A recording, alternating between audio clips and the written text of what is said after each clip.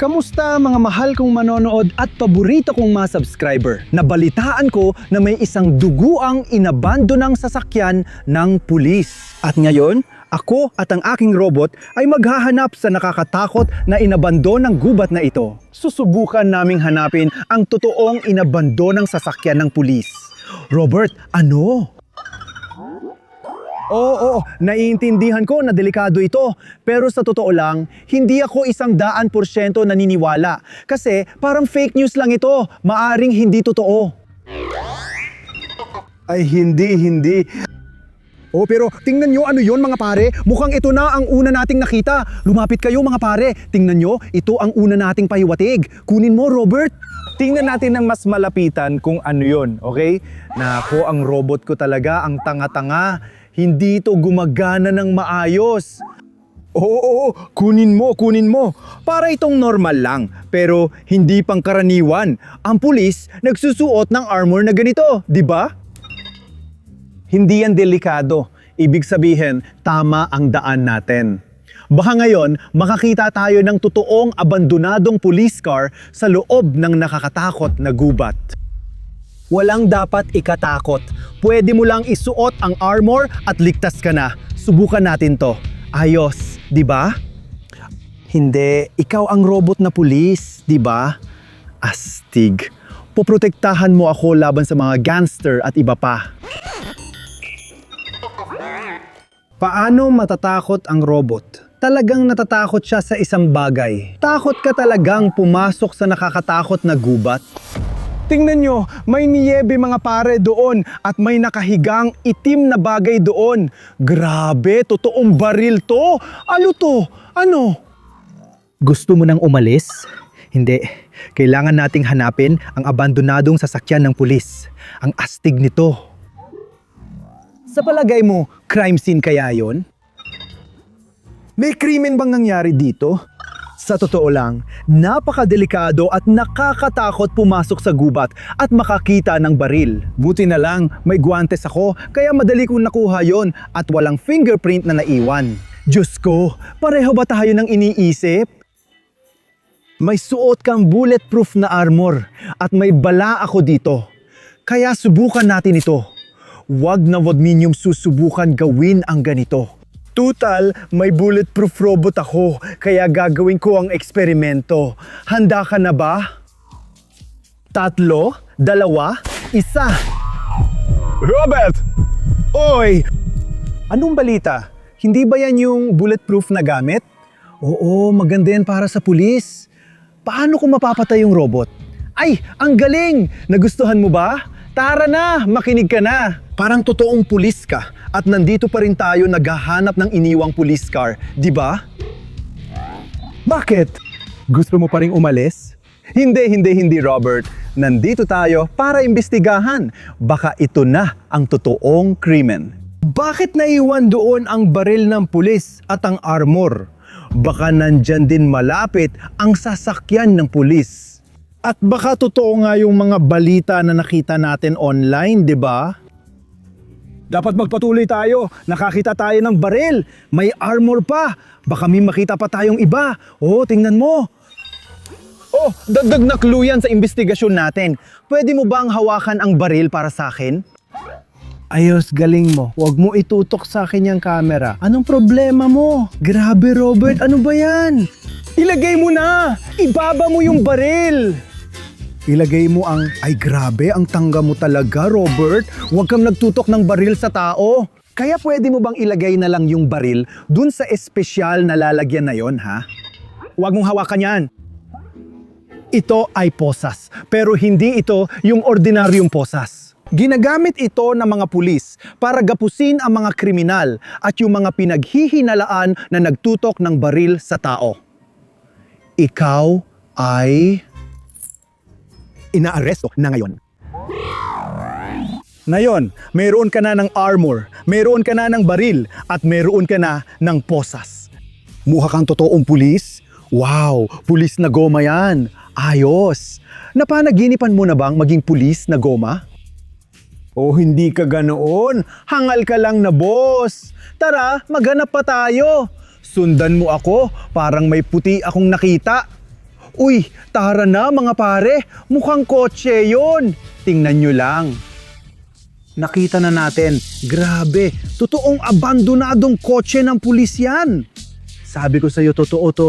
Grabe, di ka panipaniwala. Robert, saan ka pupunta? Anong ginagawa mo? Ano? May laman ba sa loob? Ano? Anong gusto mong sabihin? May tao akong nakikita sa loob, may nakikita rin akong kung anong sikreto sa inabandonang sasakyan ng pulis. Grabe, hindi ako makapaniwala! Pulis ba yun? Grabe, tama si Robert. Totoong crime scene ang lugar na to. May masamang nangyari dito. Kaya pala, nandito lang ang sasakyan ng pulis. Inabandona ang labo nito. Kaya kailangan nating maintindihan kung ano talaga ang nangyari doon at bakit nandun ang pulis sa loob ng inabandonang sasakyan ng pulis. May isang mahalagang patakaran. Dapat dalawa ang pulis sa loob. Pero isa lang ang nandito. Kaya baka kailangan pa ng tulong ng pangalawa. Naiintindihan mo ba yon? Oo, dapat nating alamin kung nasaan ang pulis na yon at baka matulungan natin siya. Tingnan mo, may isa pang ebidensya. Isa pa itong palatandaan. Grabe naman! Iyan ang gamit na ginagamit para pabagsakin ng mga kriminal. Ginagamit para sipain ng mga kriminal. Pwede mong tanggalan ng armas ang masamang tao gamit yan. Kaya robot, halika dito. Subukan natin ito. Ayaw mo? O mga pare, tingnan ninyo. Iyan ay radyo. Napaka-espesyal ng radyong ito na ginagamit ng mga pulis. Napakalakas nito, di ba? Sa tingin mo kaya natin, uy robot, ang talino mo. Alam ko ang isang napaka-interesanteng bagay tungkol sa istasyon ng radyo na yan. Pwede mong pakinggan muli ang pinakabagong tawag. Sige, subukan kong i-tune niyang bagay na yan at i-playback natin ito. Tingnan mo dito. Oo, bakit? Narinig mo ba yon? Parang dalawang boses. Sabi ng pulis na kailangan nilang tumigil. Pakinig ka. Kailangan natin mag-usap. Tungkol saan? Pag-usapan natin ang alam mo na. Mag-uusap sila. Kaya pwede na nating imbestigahan ang buong sitwasyon. Galing sila sa direksyong yon. Dalawang pulis ang sakay ng police car at inutusan ng isa ang kasama niya na huminto dito mismo. Oo, pero kailan nawala yung pangalawa? Baka may umatake sa kanila. Baka may natanggap silang tawag. Hindi ko alam. Pakinggan pa natin. Tandaan, kahapon bumili ka ng donuts at hindi mo ito binahagi. Oo, bakit naman? Hindi maganda ang hindi pagbabahagi. Mahilig na ang mga pulis sa donut, pero anong susunod? Ituturo ito sa'yo kung paano maging magalang. Hindi. Anong ginagawa mo ngayon? Ay grabe! Yung pulis ba nagpaputok sa isa pang pulis o ano? Yung pangalawang pulis, yung nasa loob, tingnan mo, wala siyang suot na armor. Oy, grabe. Yung pangalawang pulis ay nagsimulang magpaputok sa kanya dahil sa mga donut. Hindi ba't nakakabaliw yun? Anong nangyari sa ending? Diyos ko, anong nagawa natin dahil lang sa donut? Kailangan ko na umalis. Humihingi siya ng tawad sa nagawa niya. Medyo galit siya at nagpasya siyang tumakbo. Siguro lahat ng mga gamit na to ay pag-aari ng pangalawang pulis. Tumakbo siya papunta sa direksyong yon at kinuha natin lahat ng gamit na yon mula sa kanya. Tama ba? Kaya, Robert, naintindihan mo ba kung anong ibig sabihin ng lahat ng yon? Hawak mo ang isang sandatang ginamit sa pagpatay. Ikaw na ngayon ang pinaghihinalaan. Oo, ikaw. Hindi ako. Hindi pwede. Hindi ko aristuhin ang sarili ko. Ano bang sinasabi mo? Sa'yo na lang yan. Ang labo ng sitwasyon na to, di ba?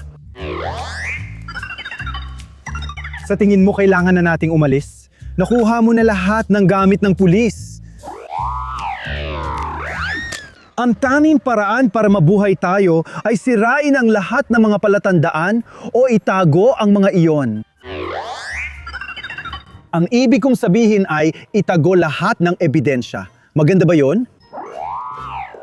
Sa pagsabi ng lahat ng ebidensya, ibig kong sabihin, pati lahat ng palatandaan. Pwede din nating subukang patakbuhin at imaneho ang totoong inabando ng police car. Hindi ba magandang ideya yon? Kukunin natin ang totoong inabando ng police car. Siyempre, wag ninyong subukang gayahin ako. Napakadelikado niyan, bla bla bla. Pasensya na talaga doon. Hayaan mong tulungan kita. Robert! Maaari mo bang asikasuhin ang pulis?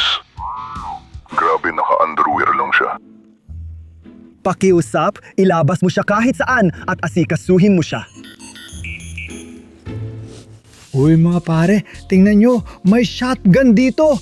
Lahat ng sasakyan ng pulis ay may shotgun, kaya nandito yan. Paano natin mapapatakbo at madadrive tong tinatawag natin? Ito ay Ford, Amerikanong Ford. Ito ang totoong sasakyan ng pulis sa Amerika. Pero nasaan ang susi?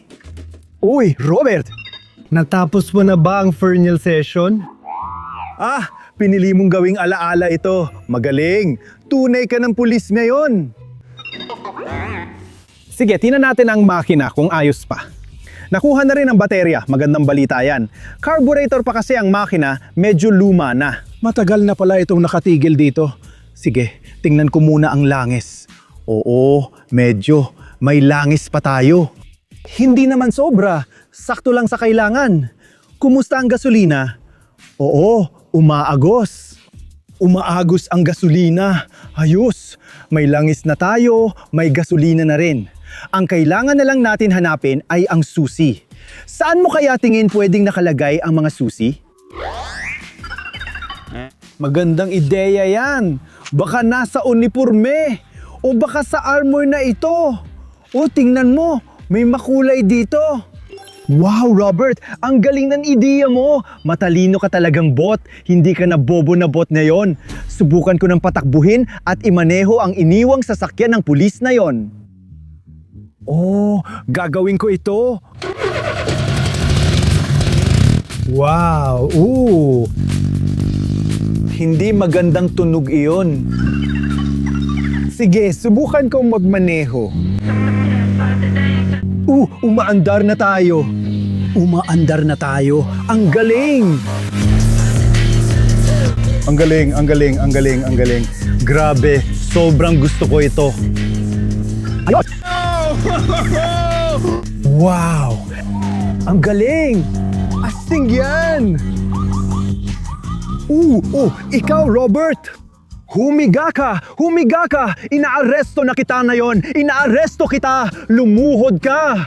Oo, yan ang sinasabi ko. Lumuhod ka! Ako ang totoong pulis. Mayroon akong inabandon ng sasakyan ng pulis! Inaaresto kita! Pumasok ka sa kotse ngayon! Halika na, tumayo ka!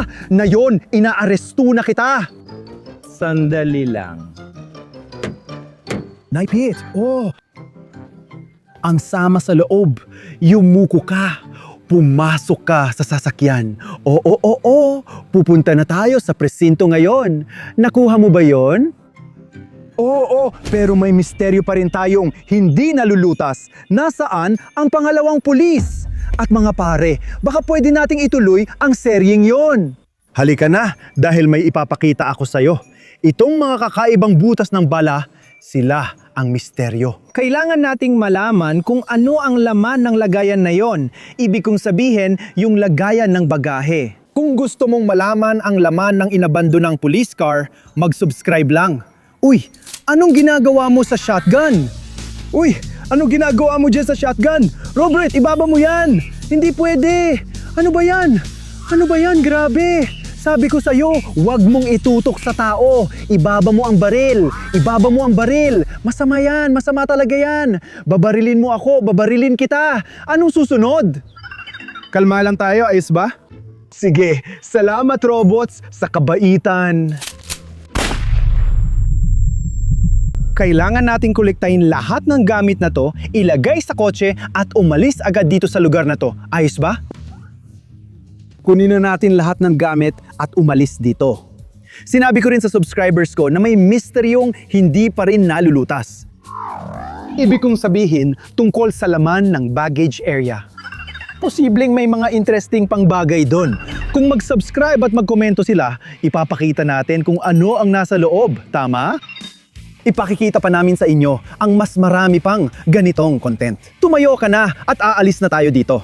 Nahanap na natin ang totoong abandonadong police car. Kung nag-enjoy ka sa content na ito, huwag kalimutang mag-subscribe. Malaking suporta yan at sobrang pinahahalagahan ko. Pati si Robot natutuwa rin doon. Hindi ako arestuhin. Gusto mo ba kapag nagsusubscribe sila? Mag-subscribe na mga kaibigan at itutuloy natin ang pakikipagsapalaran. Ako si Slave at ito ang Robot. Kailangan nating umalis ngayon.